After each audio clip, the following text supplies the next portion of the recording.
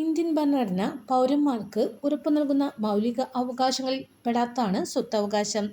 ആരംഭത്തിൽ ഇന്ത്യൻ ഭരണഘടനയിൽ 7 മൗലിക അവകാശങ്ങളുണ്ടായിരുന്നു. സ്വത്തവകാശവും മൗലികാവകാശങ്ങളുടെ പട്ടികയിൽ ഉൾപ്പെട്ടിരുന്നു.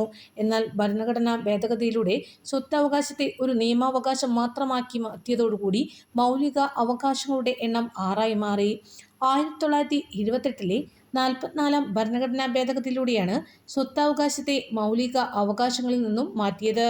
ഏറ്റവും സമഗ്രമായ ഭരണഘടനാ ഭേദഗതിയായിരുന്നു 1976 42-ാം ഭരണഘടനാ ഭേദഗതി. അതിനാൽ 42-ാം ഭരണഘടനാ ഭേദഗതി മിനി കോൺസ്റ്റിറ്റ്യൂഷൻ അഥവാ ചെറു ഭരണഘടന എന്നറിയപ്പെടുന്നു. ഈ ഭേദഗതിയിലൂടെ ഭരണഘടനയുടെ തുടക്കം മുതൽ ഒടുക്കം വരെ ഭേദഗതി ചെയ്യുകയുണ്ടായി. മൗലിക കർത്തവ്യങ്ങൾ ഉൾപ്പെടുത്തിയതിനു പുറമെ ഭരണഘടനയുടെ ആമുഖത്തിൽ സോഷ്യലിസ്റ്റ്, സെക്യുലർ, ഇന്റഗ്രിറ്റി എന്നീ പദങ്ങൾ കൂട്ടിച്ചേർത്തു. 7-ാം ഷെഡ്യൂളിൽ മാറ്റം വരുത്തി. മൗലിക അവകാശങ്ങളും മാർഗനിർദ്ദേശങ്ങളും പൊരുത്തപ്പെടാതെ വരുമ്പോൾ മാർഗനിർദ്ദേശക തത്വങ്ങൾക്കായിരിക്കും മുൻഗണനയെന്ന് വ്യവസ്ഥ ചെയ്തു. കൂടാതെ ഈ ഭേദഗതിയിലൂടെ ലോകസഭാ അംഗങ്ങളുടെയും സംസ്ഥാന നിയമസഭാംഗങ്ങളുടെയും കാലാവധി 5-ൽ നിന്ന് 6 വർഷമായി ഉയർത്തി. 1992 73-ാം ഭരണഘടനാ ഭേദഗതി പഞ്ചായത്ത് രാജുമായി ബന്ധപ്പെട്ടിരിക്കുന്നു.